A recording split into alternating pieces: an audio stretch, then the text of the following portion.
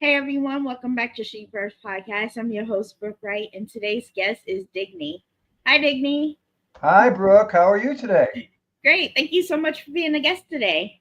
Oh, it's my pleasure. It's big doings now in Figtown, so we're getting ready for the release of our first single off of the new CD. So, pretty exciting times. Nice. So, what inspired the creation of the Empire Wears No Clothes? The Emperor Wears No Clothes. Well, uh, I was kind of messing around with mm, I don't know. I guess you call it a klezmer, kind of an Eastern European rhythm, and a lot of times when I'll play the guitar, I'll, if I have something that I like, a particular rhythm or a particular chord progression, I'll play it over and over and over again, and until something will pop into my mind. And at that, with this particular song, the thing that popped into my mind was an old story that my grandmother had told me when I was, just a little kid, called The Emperor Has No Clothes, and it's about uh, an emperor who is convinced by this con man, this weaver, that only the person who is of the purest of heart can see the clothes that he is making for the emperor, because the material is so fine and is so beautiful that only the pure of heart can see it. And so, of course, the emperor, thinking that he's so pure of heart, falls right into this trap. This con man makes him up an invisible suit of nothing. The emperor puts it on, supposedly, and everybody applauds because they want to be known as they're pure of heart as well.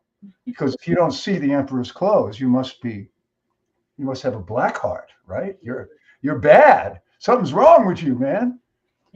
So this guy, this idiot, puts this invisible clothing on, and he goes out on a parade, and all the townspeople are out there except there's this one little boy who looks at him and he points to him. He says, "The emperor has no clothes." And at that point, everybody in the crowd realizes that it's been a giant hoax and a fraud, and the emperor is exposed. Wow. Yeah, So, it's a wonderful little story about pretentiousness, I guess. so the song has a powerful message. What do you hope listeners take away from it?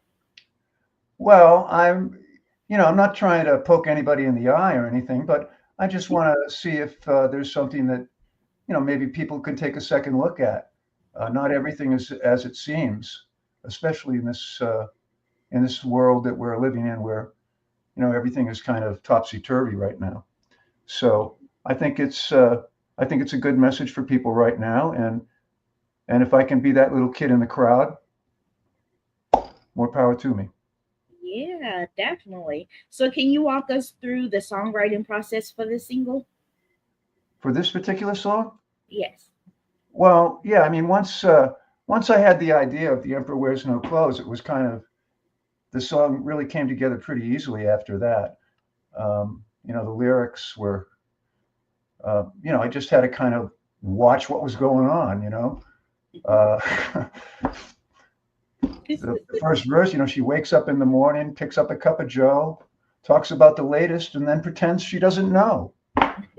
So it's all kind of, it just kind of flowed really very easily. And then there was this whole, I had the melody, the music itself has kind of an Eastern European, kind of a Russian overtone, and I kind of envisioned, like, the Russian dancers, where you see them with their hands across, and they kick their legs out from underneath them, and I go, hey, hey, hey, hey. So I was kind of, that was in the back of my mind too, and I wanted to kind of have that undertone Yeah. in the song. So that's kind of how that little vocal bit came into it.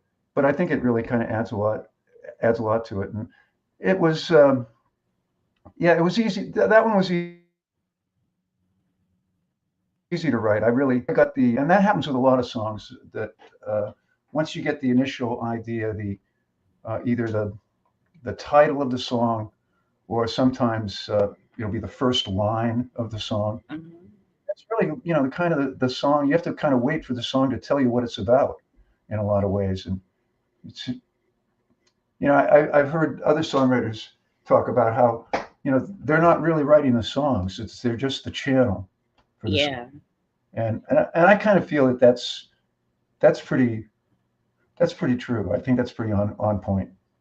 Yeah. Nice. So how did what was it like working with Jon Evans on this track?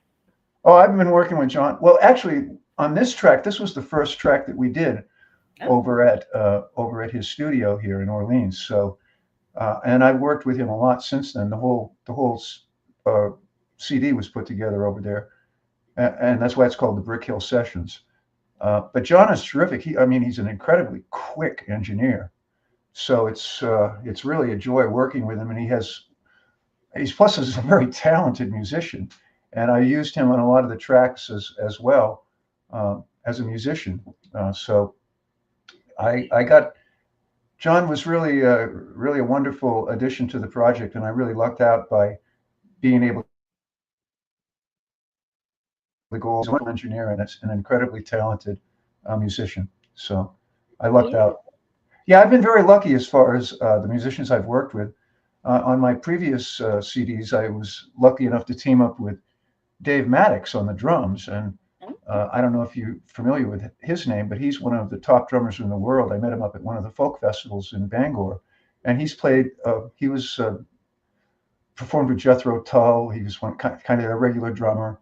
Fairport Convention, those minor bands. He plays. Yeah, we had him in the studio. He told a story about how one time he was, and this guy's played with everybody. He's on tracks all over the place. Look up his name, Dave Maddox. His discography is unbelievable. But I had him in the studio one time, and he's joking. And like I said, he's played with everybody. But he says, "Oh yeah, one time I'm in the studio with Paul, Paul McCartney, and and Paul doesn't like to do it. He likes to do everything spontaneously. So I didn't get any stuff ahead of time. Nothing. I just right in the studio. Paul's going to run it down. So I'm all ready to go. Everybody's ready to go. The tape's running. I look up and I froze. I said, "It's fucking Paul McCartney."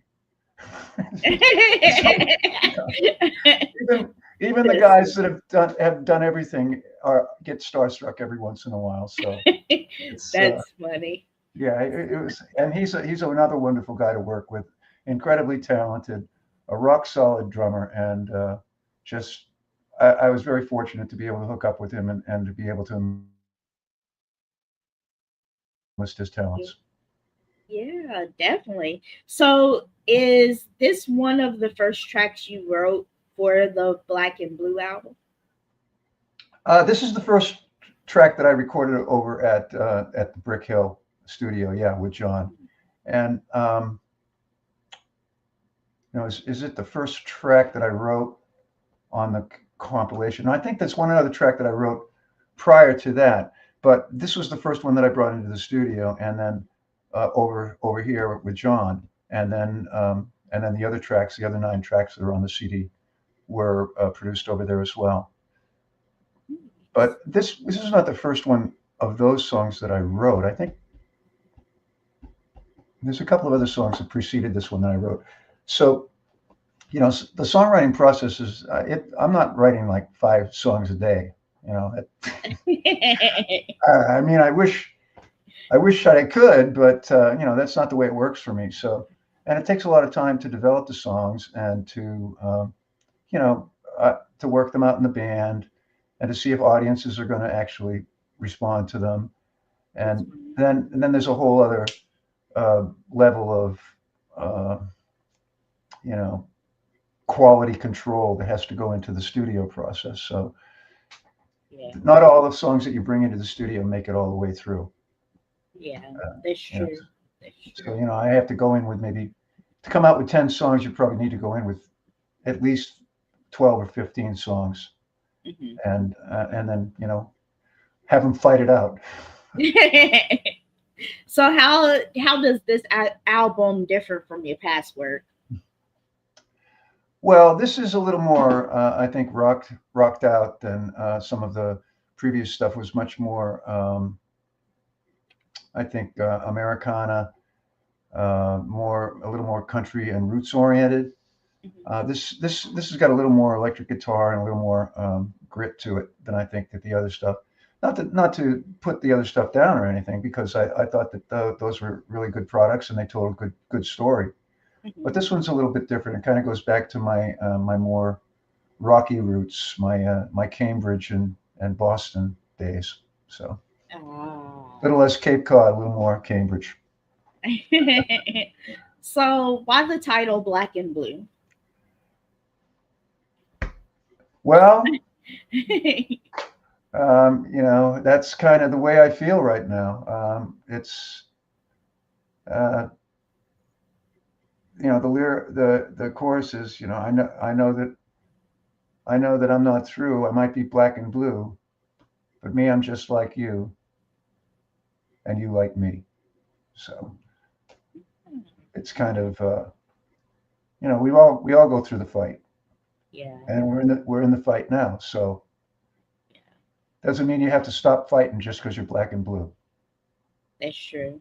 So what stories or theme connects the songs on the album? I'm sorry, what was that again? What stories or themes connect the songs on the album?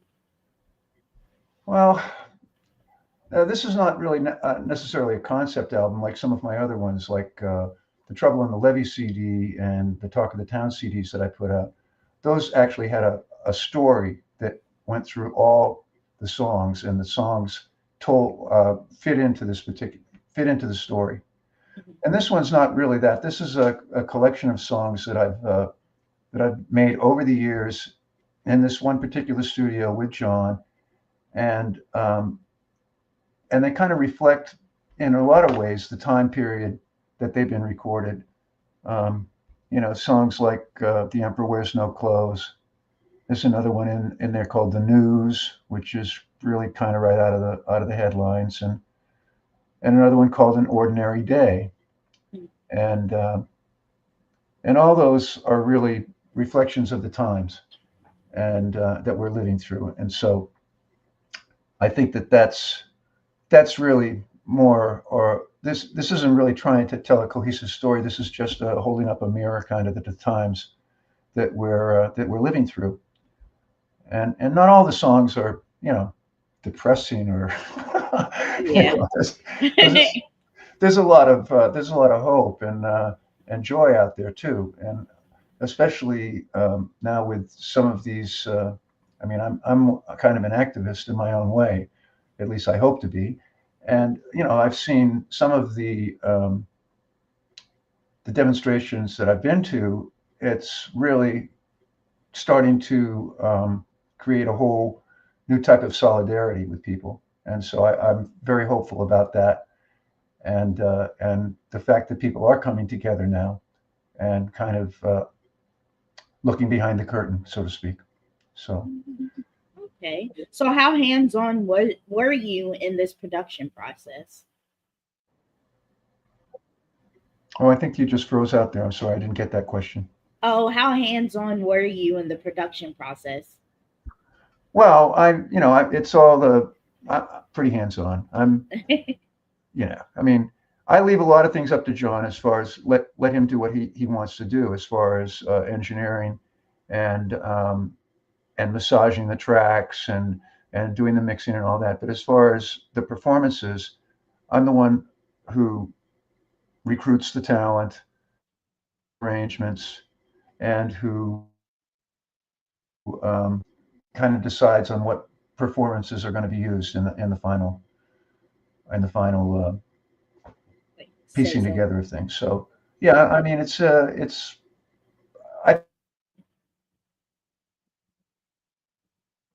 think I'm pretty quiet. I enjoy working with him a lot, and I think we get a good product out together because he understands kind of where I'm coming from and what I want to get out of the song. So yeah. Yeah, definitely. So, did any songs surprise you as they evolved in the studio? The songs that evolved in the studio. Yes. Well, there's always something that you know kind of figure out on the fly. I mean, and one of the and in particular, I thought that there's one of the songs on the CD, "She's Good Looking," which is basically kind of a live performance. Hmm. I think it's. I mean, I don't think there was really much any of. I think we overdubbed the piano on it, but that was just about it. The whole, I think the leads and everything else, it was all like one take. So that was, there's a lot of raw energy that's still in some of those tracks. You know, sometimes things can get overproduced, and you lose kind of the initial energy, the initial kind of vibrancy that excitement that goes into the song. It gets a little more overproduced. So you kind of Yeah. have to be careful that when you kind of reach that point, that proper balance between the excitement of the live performance and the perfection of the studio. So um, Nice. I think we got a pretty good balance with what we got in the tracks on those CDs. I'm pretty happy with it. Nice. This is quite a question outside of the questions I've listed for you, Sure. but have you seen any of the songs from the new album live yet? Oh yeah. Oh yeah. Sure. We play a bunch of them. We do actually. We're lucky because we are able to. I'm able to incorporate a lot of the songs that I have done into our live performances. You know, we still do some of the classic cover songs when we go out and do. There's a lot of local bars and places, especially on here on Cape Cod and in the summertime, that people like to hear that kind of stuff. So you know, I'd love to be able to go to a bit to venues where I could play all original material, but you know, because I've got plenty of it. I mean, I have hours of original material that I could play. Back in the days when we were getting together in Cambridge, when we were first starting to get together, all you Hmm. really needed were maybe 10 or 12 songs to play because it was just a 45-minute set. You know, you were just one band of probably four or five bands that were going to go on that night to Hmm. see if you could catch somebody's attention. So it was a much different scene. Now I've got hours of material that I could of original material that I can go out and play from six or seven different CDs. So Nice. yeah, so Nice.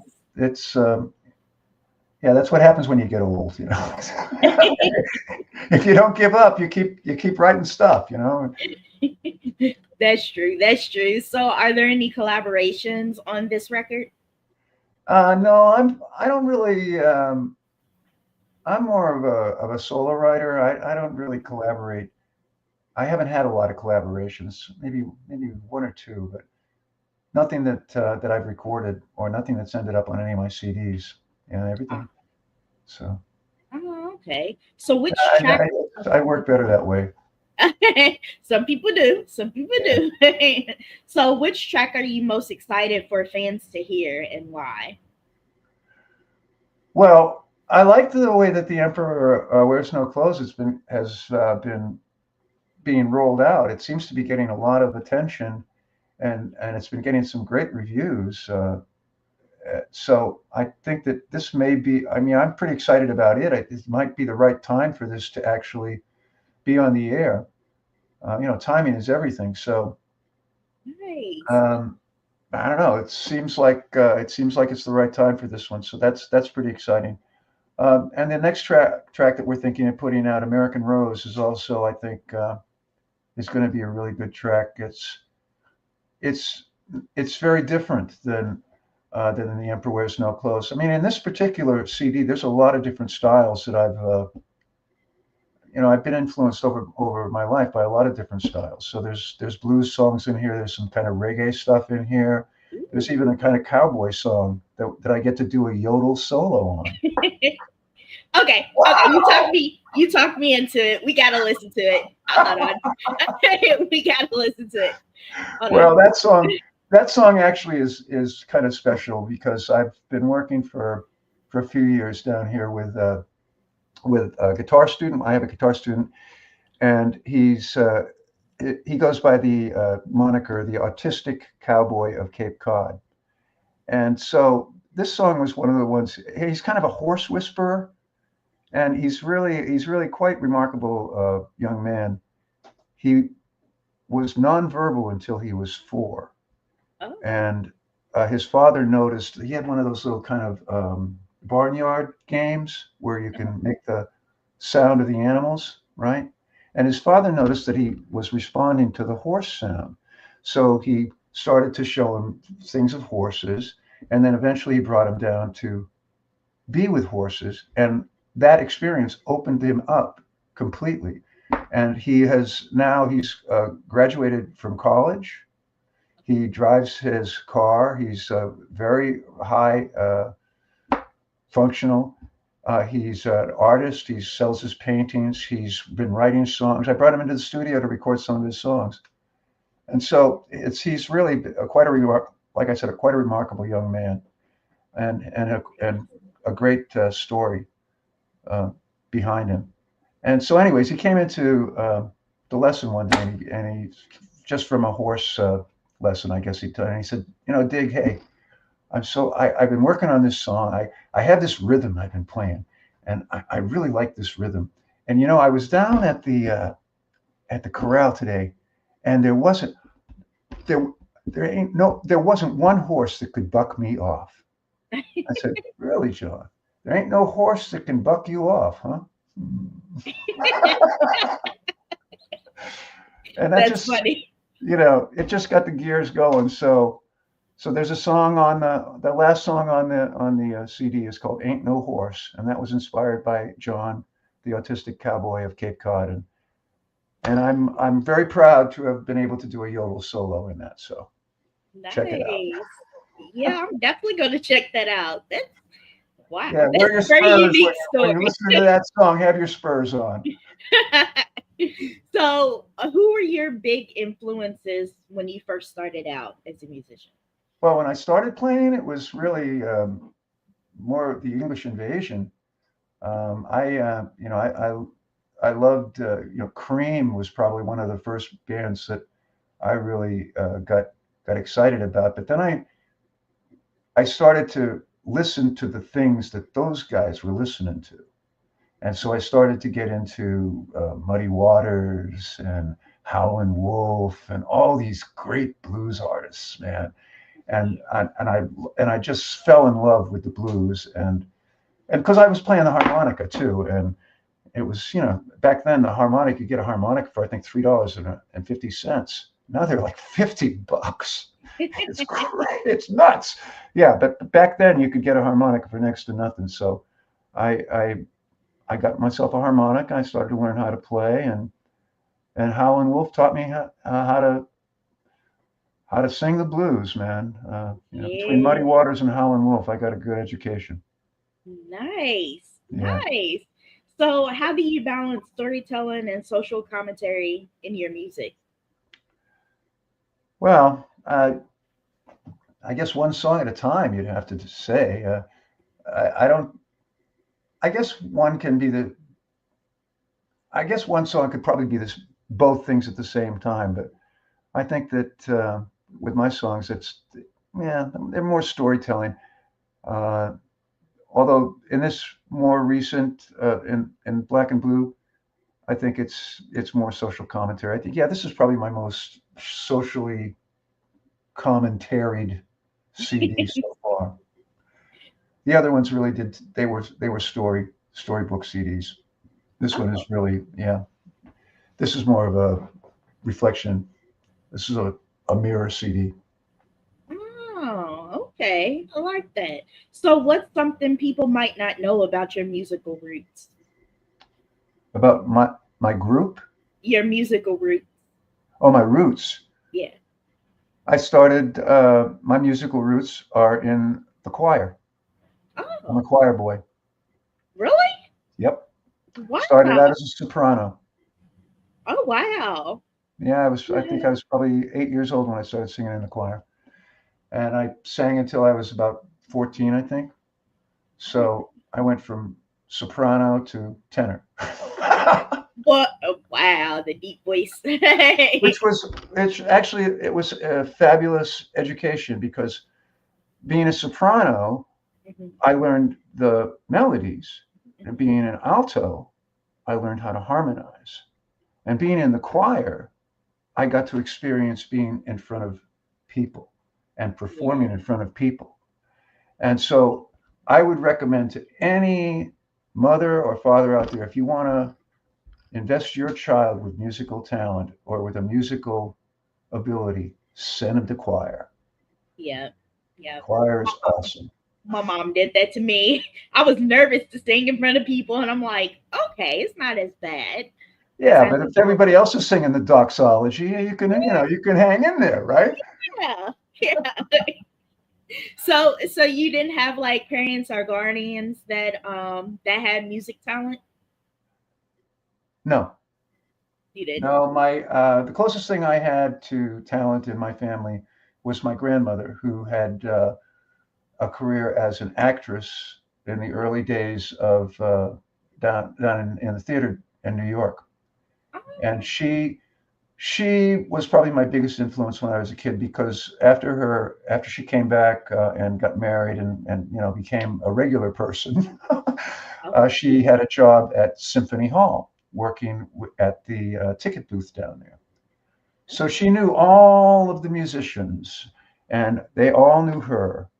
And she, when I was barely able to walk, she would bring me to Symphony Hall, and I would get to see the concerts. And at one point, she brought me backstage to meet the musicians, which was like, I Like, oh mean, my goodness. my God, I'm probably 3.5 feet tall, and I'm meeting these people who I've seen in because back then they would actually make books that would have all the pictures of the musicians in them from the orchestra.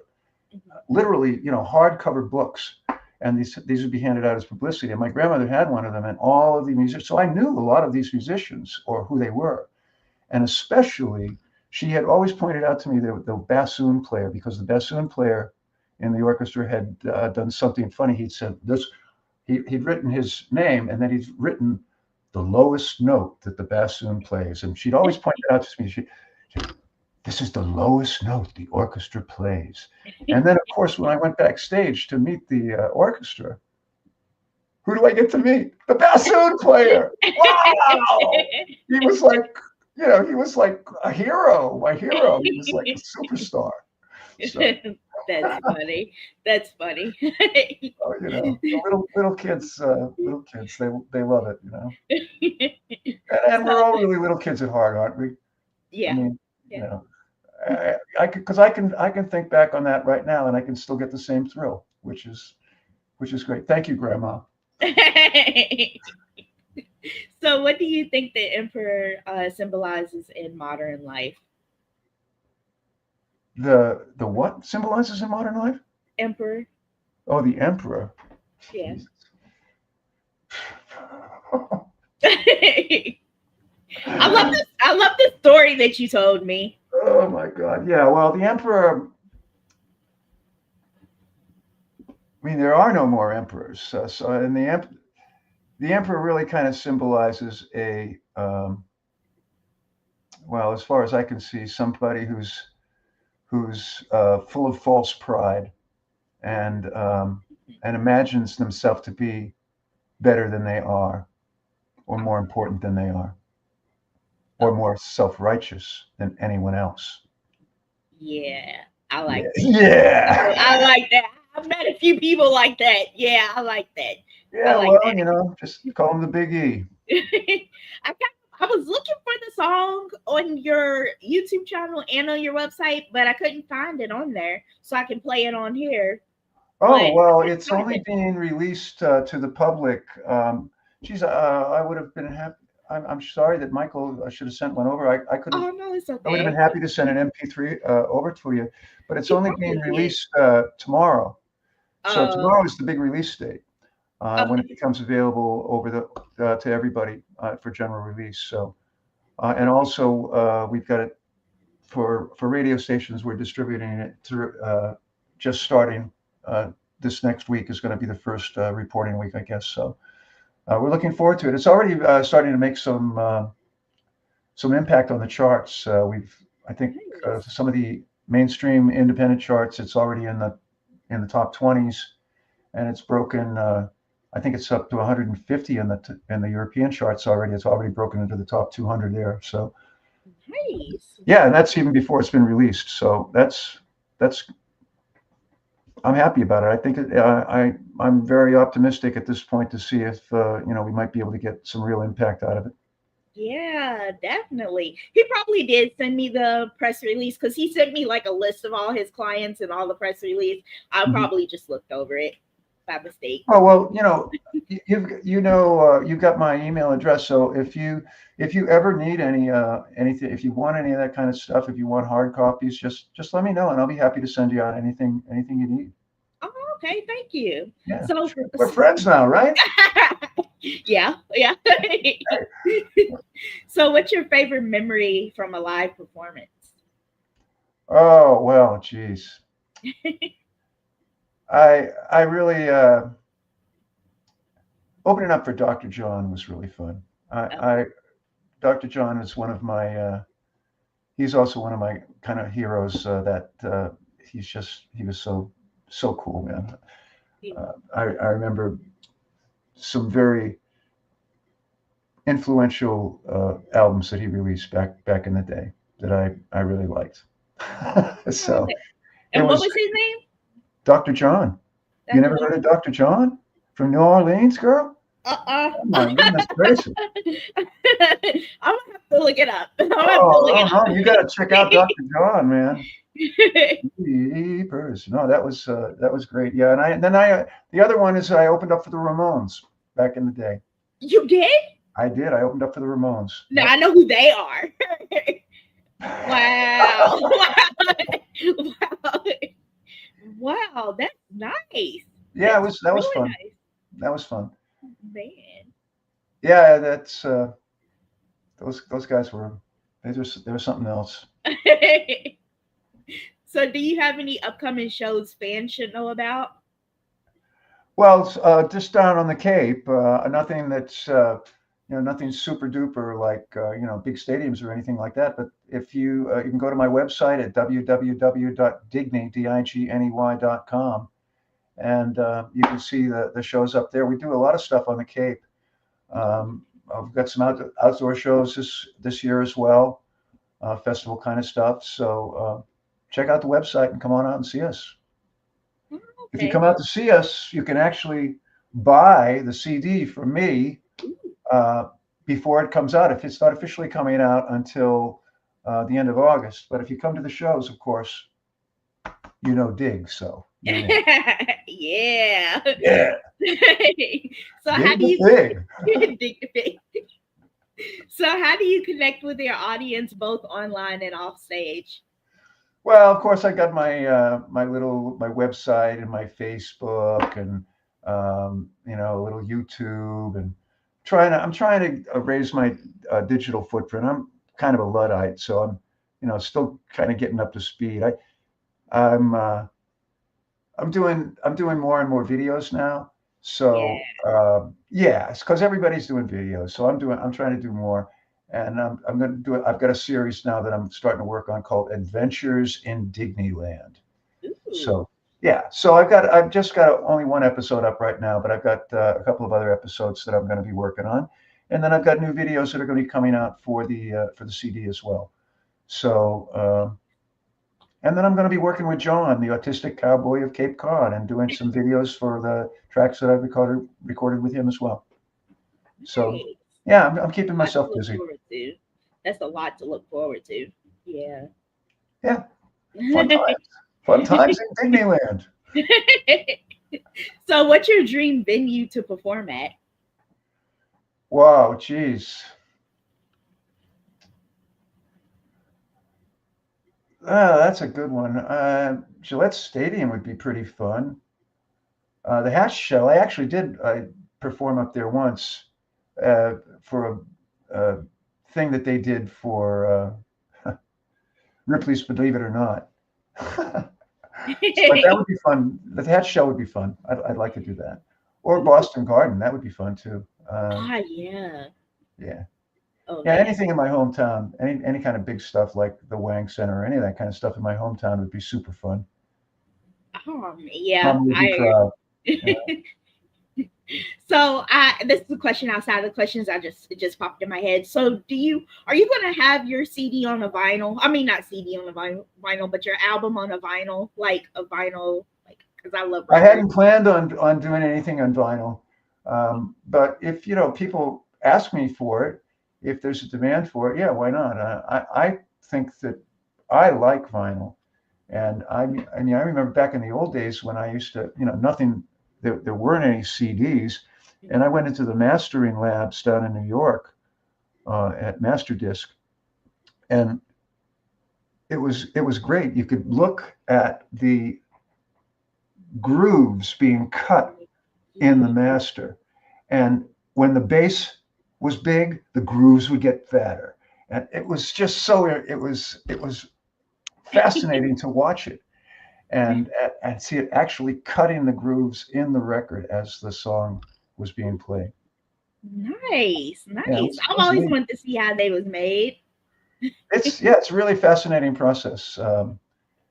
Like I said, they play it, and there's a disc that's rolling around that has a stylus that cuts the grooves into that, and that they use that then to make what's called a mother, which is the mirror image of it, and from the mother they stamp the records. Oh, okay. That is neat. So my last and final question before I let you go is, how can my listeners support you and your music right now? Well, go to get that new song. Go download that song. I need about 1 million downloads to make, I think, $1,000. Isn't that the way it works? What? Yeah, nowadays, yeah. Or is it 1 million downloads to make $100? I can't remember. It's getting worse out there. Yeah. What? So yeah, go to my website. There'll be links on there. Check out my videos. Just enjoy it. Write to me if you want to get CDs and you can't get them online. Write to me directly, and I'll be happy to fix you up with something. It's all about getting the music out there. So if you want it, I'll get it to you. Yeah, definitely. I want to thank you so much for being a guest on my podcast today and chatting with me about your new music. Well, thank you, Brooke. It's been a real pleasure, and we're going to have to do it again because I don't think we got to most of the questions. Yeah, it was like 50 questions. I was like, I don't think he's going to want to answer all 50 of these because it's a lot. Well, I hope that we got some good stuff today. I really enjoyed talking with you. So thank you so much. You too. You have a great day. You too. Bye-bye. Bye-bye.